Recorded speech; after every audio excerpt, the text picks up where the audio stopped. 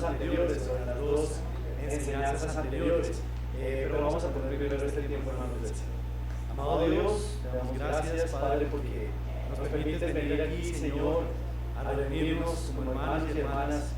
Tú eres el dueño de tu iglesia, tú eres el dueño y portador de tu palabra y de la verdad, tú eres el dueño y el portador de la salvación. Y cuando nos acercamos a ti y a tu palabra, Señor, con un corazón abierto, sabemos que tu palabra obra en cada uno de nosotros. Te rogamos en este día, Señor, que todo lo que quieres enseñarnos, todo con lo que quieres redarguirnos, todo con lo que quieres, Señor, permitir que nuestro ministerio en la familia crezca, madure y se desarrolle, Padre, para el servicio tuyo. Te rogamos que nos lo des este día, Señor, que tu Espíritu Santo esté activamente operando aquí, Señor, en la vida individual de cada uno. Te rogamos también que tu Espíritu Santo esté convenciendo de pecado, de justicia y de juicio a todos aquellos quienes todavía no te conocen, o si te conocen aún no te creen, Señor. Bendice, Padre, para que a través de la convicción de pecado, cada uno de los que todavía no son hijos tuyos lleguen, Señor, a tus pies y confiesen que Jesucristo es nuestro Señor y Salvador. Guía en este día cada uno de los pasos y todo el servicio, Señor, para que podamos dar honra y gloria a tu nombre y que seas exaltado solamente tú, Señor Jesús. Pedimos esto en el nombre santo y precioso del Señor Jesucristo. Amén. Muy bien. ¿Qué hemos hablado los cursos previos o las enseñanzas previas? Porque curso se oye un poco académico y esto no se trata realmente de la academia. La primera ocasión que tuvimos para compartir sobre las parejas, el tema que tratamos es ¿por qué nuestra vida como pareja se parece a ir en un barco, en ir en una canoa? El tamaño depende del hogar de cada uno en realidad, pero aprendimos algo que era fundamental allí, y es que si en esa barca, en ese barco, no se encuentra el Señor Jesucristo, nuestro matrimonio no va a ninguna parte. Y aprendimos, si recuerdan, les he contado, esta es la tercera vez que lo menciono, John F. Kennedy tenía encima de su escritorio esta pequeña frase que decía: oh Dios, tu mar es tan grande. Y aprendimos que eso pertenece a una oración que se llama la oración de los pescadores bretones. Y lo que trataba de recordar Kennedy era que solamente dependiendo de Dios podemos navegar en todas las aguas posibles, ya sean tormentosas o calmas. El único que nos mantiene navegando y a flote a lo largo de nuestra vida matrimonial es el Señor Jesucristo. Y para eso tenemos que invitarlo a nuestros matrimonios, para eso tenemos que invitarlo a nuestras familias. Si el Señor no está aquí con nosotros, si el Señor no está en nuestra barca, nuestro matrimonio no va a tener éxito. Así que no olvidemos ese primer consejo. Cuando empezamos la segunda enseñanza, si ustedes recuerdan, retomamos la historia de Jonás y hablamos de Jonás y dijimos: este hombre, a pesar de que el Señor lo llamaba a cumplir una misión específica, tomó una decisión y dijo, como todos los judíos, como les expliqué la vez pasada, seguramente era un hombre casado con hijos, pero estos hombres al llamado del Señor asistían inmediatamente, y lo vemos a lo largo de la historia de todos los profetas. Y este hombre, en vez de ir hacia Nínive, decidió ir hacia Tarsis y se montó en un barco solo, y en ese barco no iba Dios.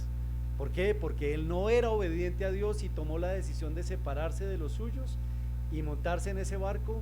Y cuando iba camino a Tarsis, Dios le dijo: hay un trabajo que yo te pedí que hicieras, y como no lo estás haciendo, vas a regresar al lugar a donde yo te quiero llevar.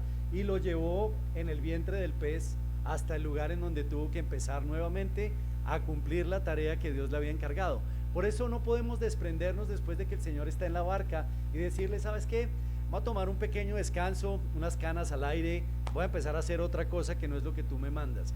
No, el Señor tiene algo que se llama disciplina, y Él nos pone de regreso nuevamente en el camino.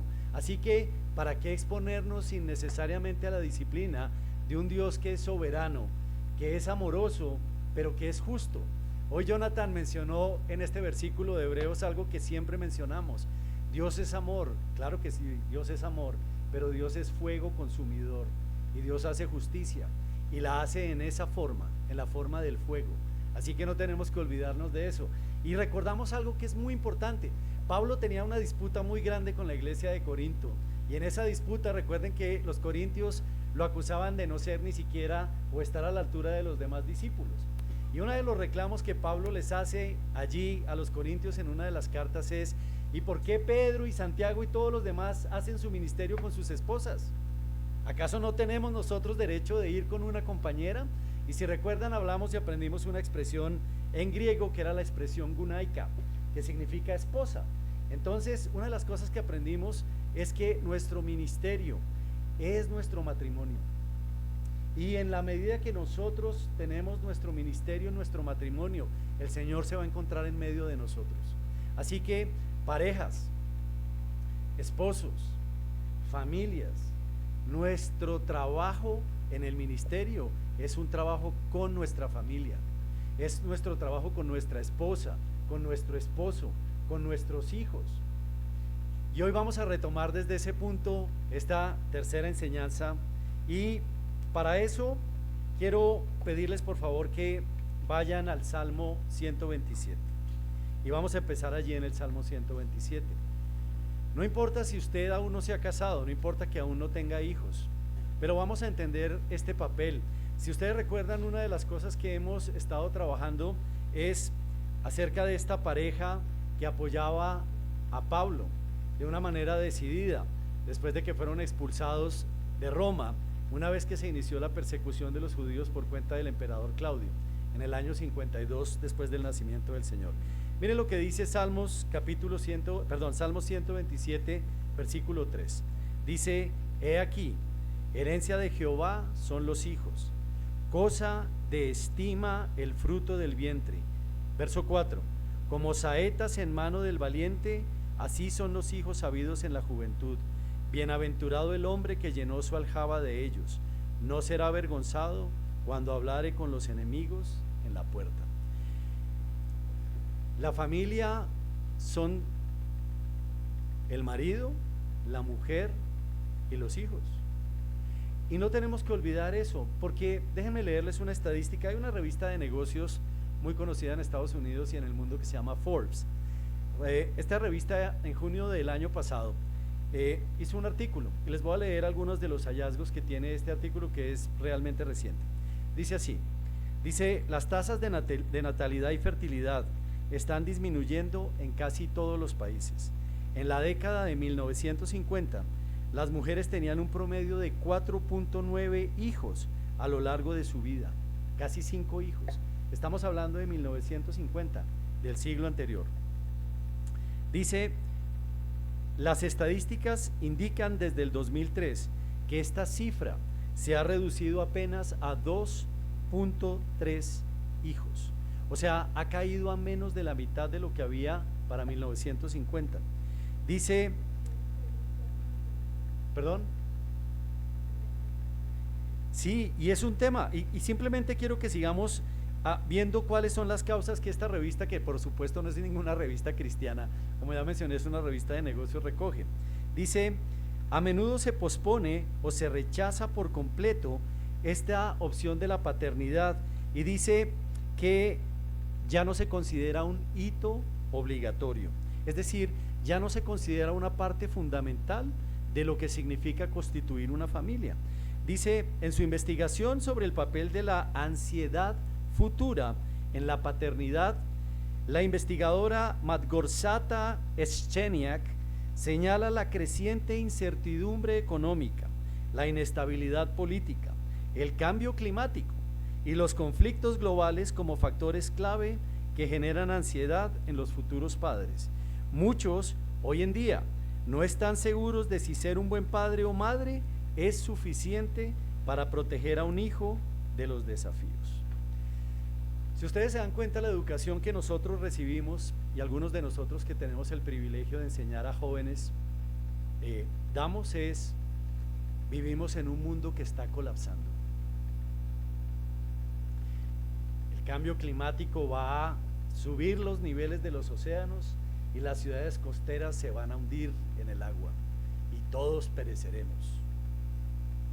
Y una de las cosas importantes cuando nosotros empezamos a hablar de eso, nos olvidamos de que lo que está tratando de hacer el hombre con todos estos mensajes es mostrar que tenemos un Dios incompetente, que el poder creador de Dios ya no está presente, que nosotros somos capaces de destruir la obra de Dios. Y nos convencemos y convencemos a otros jóvenes y a otras parejas y a otros matrimonios que la guerra, si es un lugar difícil, quizás no conviene tener hijos porque hay guerra en todas partes. Quizás no conviene tener hijos porque hay enfermedades. Quizás no conviene tener hijos, y damos todas las razones que todos hemos escuchado, que escuchamos todos los días en las noticias. Quiero contarles algo que he mencionado antes. Si ustedes regresan a la época del Señor Jesucristo, el promedio de vida de una persona era 20 años. No había seguridad social, no había pensiones, no había hospitales, no había refrigeradores. ¿Cuál es el promedio de vida hoy en día de un hombre o de una mujer? Puedes pasar en algunos casos, dependiendo del país, los 80 años. ¿Les parece que las condiciones son más difíciles a las condiciones que vivía el Señor Jesucristo y los que nos precedieron y los que estuvieron antes que nosotros? Y nosotros nos hemos dejado abrumar de manera continua por esta falsa idea de que Dios no tiene control. Dios no ha perdido el control de nada. Sin embargo, no recordamos que las condiciones que vivimos hoy ya no son en chozas. El varón no tiene que salir con una lanza a cazar el almuerzo, ni ir a buscar un pescado para la cena, porque hoy en día tenemos supermercados. Porque si usted a los 62 años, como indica la ley, o tiene como mujer 57 años y cotizó para una pensión, puede recibir un pago permanente mensualmente. ¿Ustedes creen que en la época del Señor Jesucristo era posible hacer eso? No era posible. Entonces, una de las cosas más importantes en las que estamos cayendo, y por eso cuando hablamos del Salmo y leímos lo que habla el Señor acerca de la bendición que son los hijos, es nosotros como familias y como parejas no nos podemos dejar contagiar de ese miedo, porque ese miedo irracional, dándole a entender a nuestro Dios en el que creemos que Él ha perdido el control de la creación, nos conduce y nos va a llevar cada vez más bajo en nuestra fe, porque si ya no tenemos fe, entonces ¿a quién le confiamos nuestras necesidades y preocupaciones?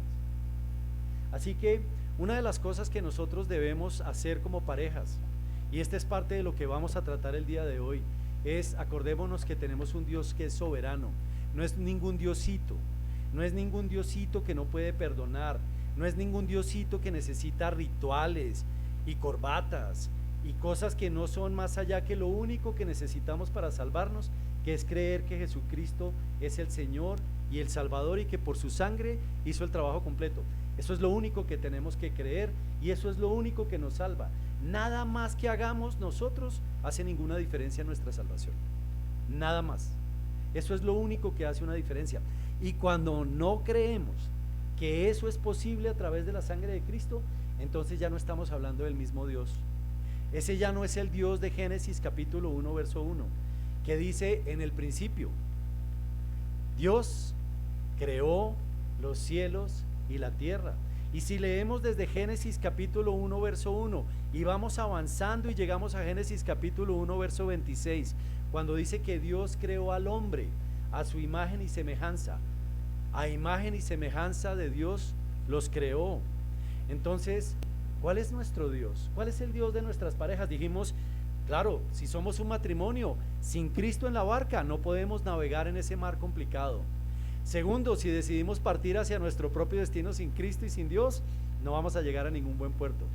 Tercero, nuestro ministerio es con pareja y en familia, y si no hacemos eso, entonces estamos desconociendo el papel que Dios ha dado a través de las familias y de su formación. Y lo siguiente que estamos conversando el día de hoy es: ¿y qué hay de los hijos? Son parte fundamental de la familia, pero el miedo nos sobrecoge. Yo no quiero traer niños al mundo a que sufran. ¿A que sufran de qué? ¿Acaso no pueden trabajar? ¿Acaso no podemos clamar? ¿Acaso no podemos pedir? Entonces, mire, quiero recordarles algo muy importante. Quiero que por favor vayan en sus Biblias a Génesis capítulo 8 y vamos a leer algo fundamental. Una vez que la humanidad se corrompió en la época de Noé, como aprendimos en Génesis capítulo 6, Dios dijo: todos los pensamientos del hombre son para mal. Y Dios tomó una decisión, y en esa decisión le dio 120 años a un hombre que habitaba en una tierra seca para que construyera un arca y predicara que iba a venir el juicio de Dios. Y nadie creyó ni entendió. Y vino el diluvio, y solamente 8 personas que entraron en el arca se salvaron. Pero quiero que noten algo fundamental. Las promesas de Dios son para siempre. Son en el sí y en el amén. Cada vez que usted lee en su Biblia amén, y siempre que lea en el Nuevo Testamento la palabra de cierto os digo, es la misma palabra. Cada vez que el Señor decía de cierto os digo, dicen en griego amén, amén. Y es la misma palabra que usamos para decir así sea. Es la misma palabra. Miren lo que hace Dios con Noé. Salen del arca él y sus 7 familiares. Y lo primero que hace Noé es acordarse que Dios es quien lo puso allí y lo salvó. Y construye un altar. Y al construir un altar ofrece sacrificios.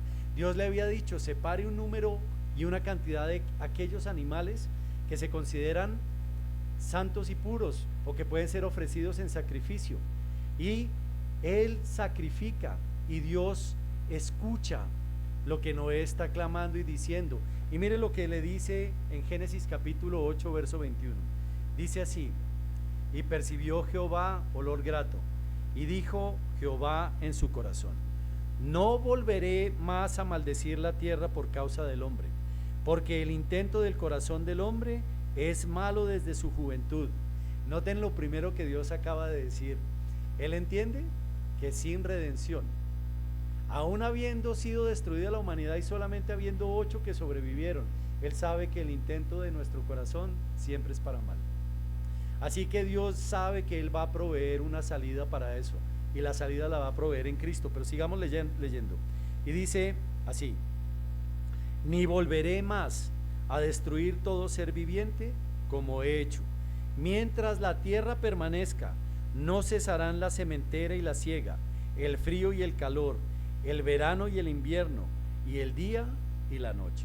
Entonces creen que Dios hizo una falsa promesa a Noé y le dijo: va a venir un momento en que la huella de carbono, las emisiones de todo el monóxido de carbono y del dióxido de carbono que se van a producir, van a cambiar el clima al punto que va a ser invivible el planeta. ¿O ustedes creen que Dios no sabía que el sol tiene todavía una vida útil hasta cuando se empiece a acabar el combustible atómico que tiene y se empiece a expandir? Dios creó todas las cosas. Dios entiende todas las cosas. Dios sabía cuántos mililitros de agua hay en la tierra y cuántos de esos se pueden beber. ¿Ustedes creen que Dios no lo sabe todavía hoy? ¿Ustedes creen que Dios no sabe cuántas especies deben mantenerse en la tierra para poder mantener al hombre viviendo en la tierra? Dios es el que creó todas las cosas. Y cuando le hizo esta promesa a Noé, esta promesa nos alcanza hoy todavía a nosotros, porque Dios no miente.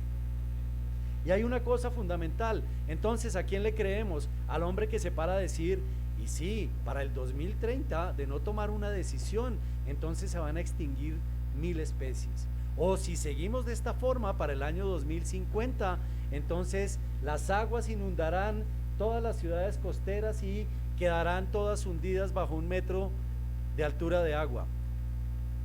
O las enfermedades van a diezmar a la población. Hay un día que va a venir el juicio de Dios. Pero eso también nosotros ya lo sabemos, porque nosotros sabemos que esta humanidad tiene que presentarse a juicio. Y no olvidemos que tenemos 2 juicios. Los que creímos en Cristo vamos a presentarnos delante de Él para decirle: Señor, aquí están mis obras, esto fue lo que hice después de que me salvaste. Y el Señor va a decir: entra, y me va a dar una corona o muchas coronas, dependiendo de cuál fue mi servicio al Señor una vez que llegue a su presencia. Pero la condición es haber creído en Él y confiar como mi Señor y Salvador. Pero hay otro grupo de personas que van a ser sacados de las aguas, van a ser recogidos de todos los puntos y van a pararse frente al gran trono blanco, y se van a abrir los libros, y se va a abrir el libro de la vida, y van a buscar allí el nombre y van a decir: oh, Pedrito, ¿tú no estás escrito en este libro de la vida? ¿Cuál es tu destino entonces? Allá hay un lago de fuego que espera a aquellos que no creyeron. Entonces, el juicio va a venir, pero ¿cómo nos libramos del juicio? Fácil. Confiemos nuestra vida y nuestra eternidad al único que puede salvarnos. Solo se necesita creer. Algunas veces decimos, pero es que eso me va a cambiar la vida. Empezamos hablando de los hijos y estamos hablando de que los hijos son una bendición, y nuestra forma de vida, nuestras familias no pueden terminar criando perros o gatos o comprando hogares de 20 metros en los que podemos convivir con 2 perros, un gato y un compañero permanente o compañera permanente. Y no hablemos de las siguientes aberraciones que vamos a encontrar. Ese no es el plan de Dios.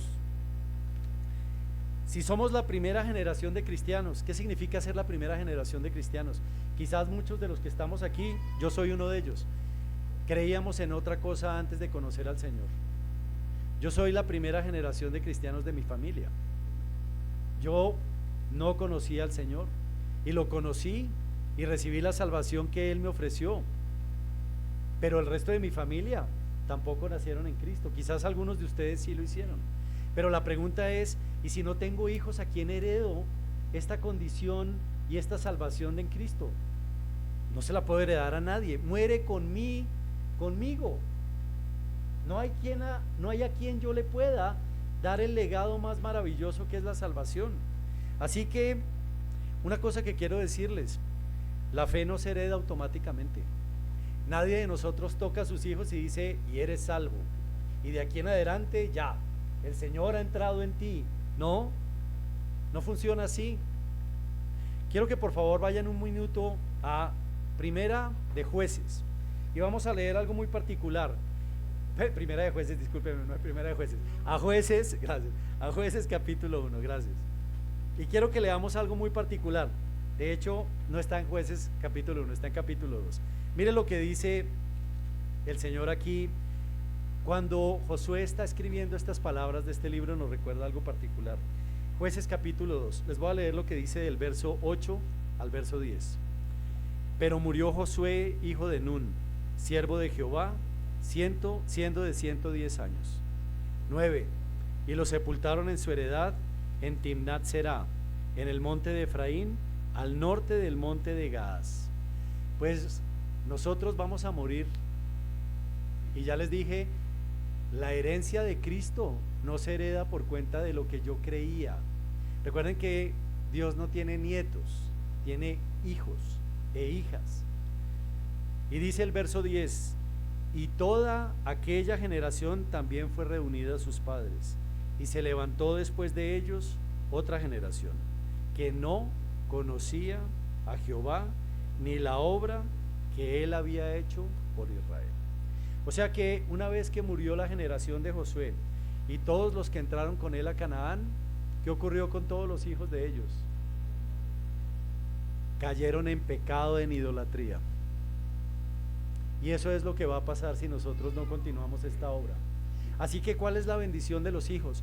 Sí, dice el Salmo, habidos en la juventud, y dice que son como saetas en una aljaba. La aljaba era el lugar donde se ponían las flechas. Y una de las responsabilidades que tenemos como familia y como padres es tomar las saetas en un arco y lanzarlas y hacer que lleguen lejos. Pero ¿quién es el que realmente produce el fruto cuando esas saetas caen? Es Dios. Quiero mostrarles algo muy particular. Una vez que regresaron del exilio en Babilonia, los 50,000 y tanto que regresaron de Babilonia después de que el rey Ciro le permitió regresar a Zorobabel, al sacerdote Esdras y más tarde a Nehemías, fue darse cuenta que era lo que se había perdido durante los 70 años del exilio. Quiero que vayan por favor en sus Biblias a Nehemías, se encuentra en el Antiguo Testamento, capítulo 8. Busquen por favor a Nehemías capítulo 8 y vamos a aprender algo fundamental, porque si para nosotros los hijos son una bendición, si tener hijos es lo que Dios quiere de nuestras familias, si el mundo no está condenado porque los hombres dicen que se va a acabar, porque el que tiene el control soberano sobre el mundo es Dios, lo siguiente que tenemos que recordar es que tenemos la obligación de no ser la primera y la última generación de cristianos. Tenemos que heredar eso en nuestros hijos. Y mire lo que dice Nehemías capítulo 8 verso 2. Nehemías relata un episodio muy particular aquí. Resulta que una vez que los 50.000 lograron reconstruir la ciudad, cuando Nehemías finalmente llegó por el permiso que le dio Artajerjes y construyeron el muro pese a todas las amenazas de los vecinos, entonces llega el momento en el que deben volver a la palabra y el sacerdote entiende que deben hacerlo. Y lo he contado otras veces, una de las pérdidas más grandes que sufrió el pueblo de Israel durante el cautiverio en Babilonia es que perdió el lenguaje. Ellos sabían hablar hebreo y durante los 70 años aprendieron a hablar el idioma de Babilonia, que era arameo. Y los sacerdotes de Israel, como Esdras, tenían las escrituras escritas en hebreo y la gente no entendía ese idioma. Entonces Esdras los reúne ahí en Jerusalén y llama a otros sacerdotes y les pide que lean en voz alta la escritura y la traduzcan en tiempo real. De lo que está escrito en hebreo se lo traduzcan a la gente en arameo para que escuchen la palabra de Dios. Y mire lo que dice Nehemías capítulo 8 verso 2: y el sacerdote Esdras trajo la ley delante de la congregación, así de hombres como de mujeres y de todos los que podían entender. Quiero resaltar esa palabra, y de todos los que podían entender. Si ustedes saben, y seguramente lo saben, para aprender a hablar, lo primero que tenemos que aprender es a escuchar. A medida que yo escucho y repito, aprendo a hablar. Esa es la forma en la que lo hago. Por eso la palabra leída, nuestros chicos jóvenes la pueden entender. Y Nehemías y Esdras y los sacerdotes que estaban allí reunidos entendían que aún habiendo niños, era posible que ellos escucharan la palabra desde temprana edad. Recuerden que los niños eran responsables por la ley desde los 13 años, las niñas eran responsables desde los 12 años, antes que los varones. Interesante. Por eso no se sorprendan que las mujeres son fieles a la palabra, escuchan, entienden, la defienden. Y lo que hace Esdras es: vamos a leer a todo el que pueda entender la palabra de Dios. Y tiene a los traductores parados, todos ellos encima como de un pequeño pedestal. Y mire lo que hacen. El primer día del mes séptimo, hace un minuto leyó Jonathan y habló del mes séptimo, y se dieron cuenta cuando se consagró el templo que construyó Salomón, en el mismo mes séptimo. Hoy no vamos a hablar más del mes séptimo, pero después podemos hacerlo. Leyó en el libro, delante de la plaza que está delante de la puerta de las aguas. Si alguno quiere alguna vez buscar en Juan, van a encontrar lo que hace el Señor cuando habla de el agua viva. Y el Señor habla del agua viva parado enfrente de esta misma puerta.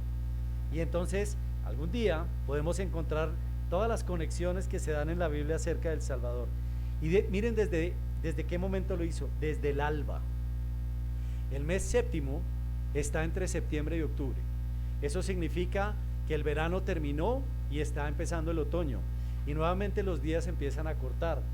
Eso significa que aproximadamente a las 6 de la mañana empieza el día en Israel, desde las 6 de la mañana hasta el mediodía, es decir, 6 horas continuas, en presencia de hombres y mujeres y de todos los que podían entender, y los oídos de todo el pueblo estaban atentos al libro de la ley.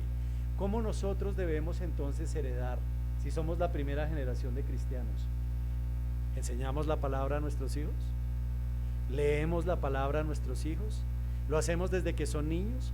Hoy en día vamos a celebrar el servicio de nuestros maestros y maestras que le leen la palabra a los niños.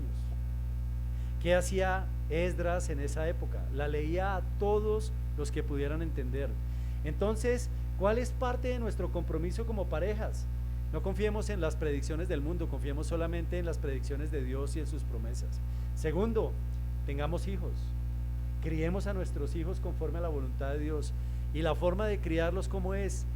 Si son pequeños, leámosles la palabra, guiémoslos en el conocimiento de la palabra. Quiero decirles otra estadística que encontré en una predicación de un pastor que me gusta mucho. Dice, un estudio hace poco decía que nosotros los padres hablamos menos de 5 minutos por semana con nuestros hijos. Hola hijo, ¿cómo te fue? ¿Bien? ¿Todo bien? ¿Todo tranqui? Sí, ok. Al siguiente día, ¿cómo estuvo todo? ¿Bien? ¿Sí? ¿Todo tranqui? Llevo como 30 segundos. Al tercer día, Y esas son las preguntas que yo hago a mis hijos. Y quizás no me gasto ni siquiera 5 minutos hablando con ellos a la semana. Y dice así: cuente a sus hijos sobre eventos espirituales, una conversación que usted tuvo en la que compartió el evangelio con alguien más. ¿Cuál fue la reacción de la persona a la que le compartió el evangelio? Comparta los dones que están siendo útiles en su vida para el servicio del Señor. Invítelos a que participen. Una de las cosas fundamentales de la que estamos hablando aquí es, si queremos no ser la única y ni la primera ni la última generación de cristianos, ya leímos y aprendimos que enseñar la palabra, leer la palabra, guiar en la palabra es fundamental, pero déjenme contarles algo que es supremamente destructivo como padres, porque dijimos que esto es una enseñanza para parejas. Hay algo que es completamente destructivo y es el mal ejemplo que nosotros padres le damos a nuestros hijos de una obediencia parcial. ¿Les ha pasado alguna vez que vienen para el servicio del domingo y dicen: es que ese pastor es aburridor, a mí me gusta más cuando predica el otro pastor? O sabes qué, estamos ahí pero nos vamos a almorzar temprano. Y nuestros hijos escuchan esas conversaciones y dicen: entonces hay un pastor con el que vale la pena escuchar la palabra y otro con el que no. Quizás el servicio es demasiado largo, es que otra vez van a ser 4 horas de esto. ¿Qué piensan ustedes que nuestros hijos están aprendiendo allí? ¿Creen que es un buen ejemplo? ¿Qué más pasa cuando nosotros damos un mal ejemplo? ¿Les ha pasado alguna vez que un policía de tránsito los detiene y en la medida que sacamos la cédula ponemos un billetico debajo de la identificación y nuestros hijos se dan cuenta que estamos sobornando a la gente de tránsito? ¿Ustedes creen que ese es el ejemplo que nosotros como cristianos debemos darle a nuestros hijos? ¿Ustedes creen que cuando llegue el momento ellos van a decir: señor agente, cumpla la ley de acuerdo a lo que corresponde? ¿O van a decir: permítame un segundo, ¿quiere mi cédula? ¿Y también mi licencia? Seamos cuidadosos de cuál es el ejemplo que le estamos dando a nuestros hijos, porque nuestros hijos son como una esponja que absorbe todo. Entonces, 1, tengamos hijos, confiemos en Dios, enseñémosles la palabra desde niños. 3, seamos cuidadosos con nuestras palabras, seamos cuidadosos con el ejemplo que damos, seamos francos y no nos sorprendamos cuando nuestros hijos vienen y nos dicen: ¿y no decías que era muy aburrido? Y entonces, ¿qué haces aquí? ¿Y saben cuál es la peor de la historia? Al final: pastor, qué sermón tan bello, esa alabanza de hoy estuvo preciosa. Pero antes venía en el carro diciendo: qué pereza escuchar a ese pastor. Tengamos cuidado con lo que estamos enseñándole a nuestros hijos. Simplemente para hablar algo más, parejas e hijos, la lectura diaria de la Biblia produce frutos que crecen. En un versículo hay más riqueza que en todo el conocimiento del hombre. Hay un debate muy particular que lo pueden encontrar, si quieren, de un apologista con un ateo científico. Es un debate muy antiguo ya, en donde el científico ateo se está burlando de el apologista cristiano. Nosotros le creemos más a la ciencia, a los filósofos y a los humanistas que a Dios. Y este ateo se burla del apologista, y el apologista dice algo simplemente para que confirmen que la escritura en un versículo tiene más conocimiento que todo el conocimiento de la humanidad, y nosotros creemos que los científicos dan una respuesta. Esto yo se los conté antes. Esto es lo que dice el apologista cuando viene este hombre y lo confronta y le dice: ¿y tú sigues creyendo entonces que todo fue creado por tu Dios? Y esto es lo que le responde el Señor. Le lee Génesis capítulo 1 verso 1 y le dice: en el principio creó Dios los cielos y la tierra. Y le dice: lee tu definición de física. Y el hombre le dice: ¿cuál es la definición de física? Y dice la definición del diccionario: es la ciencia natural que estudia mediante leyes fundamentales la energía, la materia, el tiempo y el espacio. Y el apologista le dice: en el principio, el tiempo, creó Dios la energía, los cielos, el espacio y la tierra, la materia. Y le mostró cómo en el primer versículo de la Biblia está creada todo el tiempo y el espacio que conocemos, que ni siquiera logramos entender el día de hoy. simplemente para que se den cuenta que en un versículo la sabiduría de Dios supera todo el conocimiento de la humanidad. Así que dejemos de creerle a la gente, volvamos nuestra fe al Señor. Y lo último, la segunda generación, si somos la primera, y si usted es la segunda o la tercera y quiere heredar en la siguiente generación, no se olvide de esto. Muchas veces la generación siguiente nunca se sintió involucrada con la fe de los padres. ¿Qué significa no se sintió nunca involucrada? Ellos se sintieron obligados a ir el domingo. Hijo, tienes que ir el domingo con nosotros, tienes que entrar a la escuela, tienes que asistir a lo que están enseñando, pero nunca realmente fue algo que ellos hicieron con corazón, nunca fue algo que ellos hicieron con convicción. Invitemos a nuestros hijos a que se sumen a nuestro ministerio. Si nuestro ministerio es preparar los alimentos, invitemos a nuestros hijos a que lo aprendan a hacer también. Si nuestro ministerio es enseñar la palabra, invitemos a nuestros hijos a que vengan y aprendan y empiecen a enseñarle a los más jóvenes.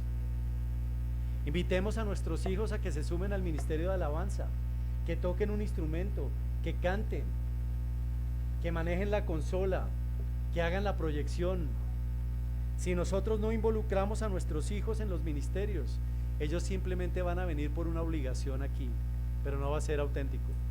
Y esa generación, una vez que nosotros no podamos tener ningún control sobre ellos, no va a volver más.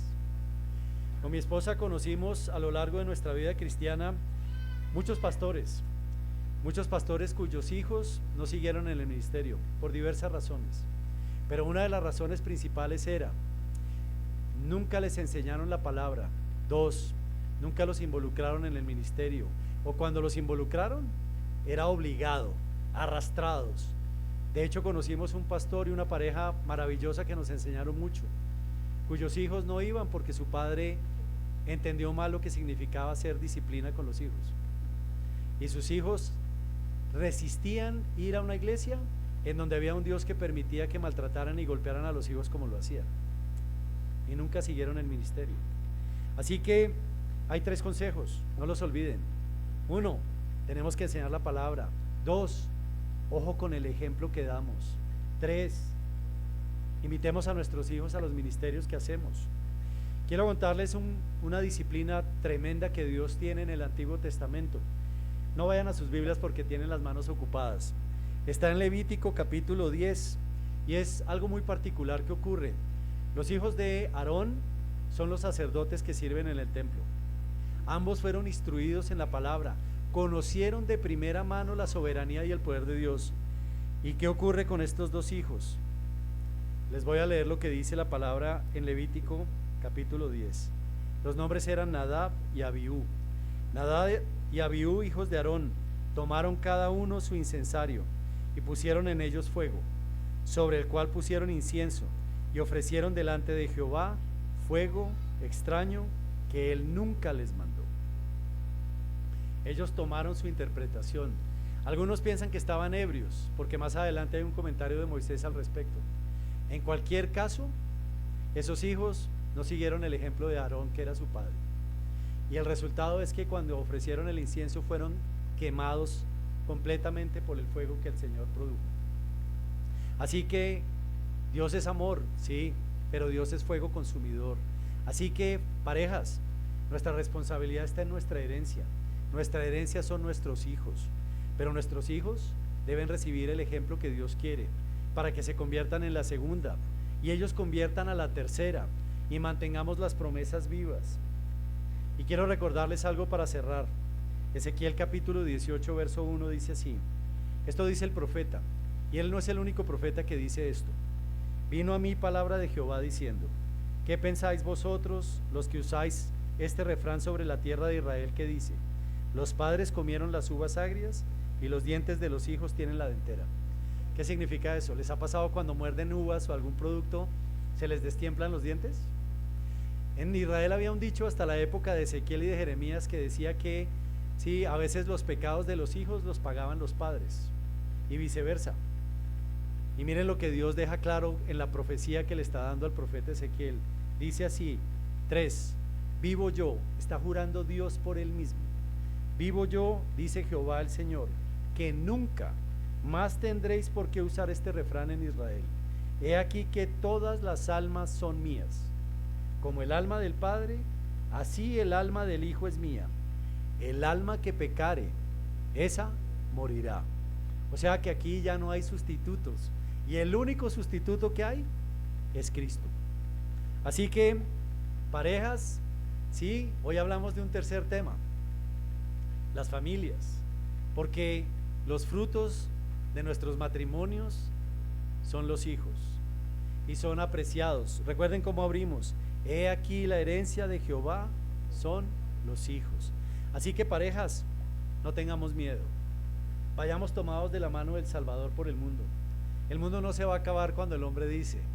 Todos los días hay una profecía: el reloj del fin del mundo avanzó un minuto más. La guerra de Medio Oriente es la última guerra. Ahora sí es la tercera guerra mundial. El agua se va a acabar. El sol nos va a quemar. Los alimentos van a terminar. En breve seremos 11.000 millones de habitantes. Por favor, solamente hay un soberano. Confiemos en él.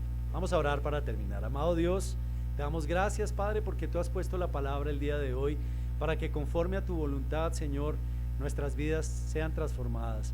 Continúa bendiciendo, Señor, a los matrimonios y a las familias que nos encontramos aquí reunidas. Aquellos, Señor, que han planeado constituir una familia.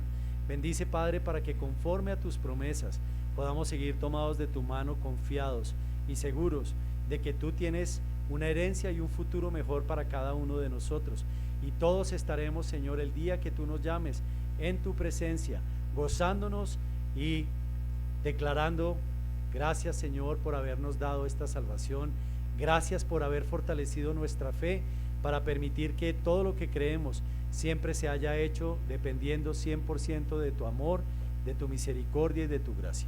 Pedimos que esta palabra sea grabada en nuestros corazones y opere, Señor, transformando nuestras vidas. Lo pedimos en el nombre santo, precioso y poderoso del Señor Jesucristo. Amén. Gracias. Gracias al Señor.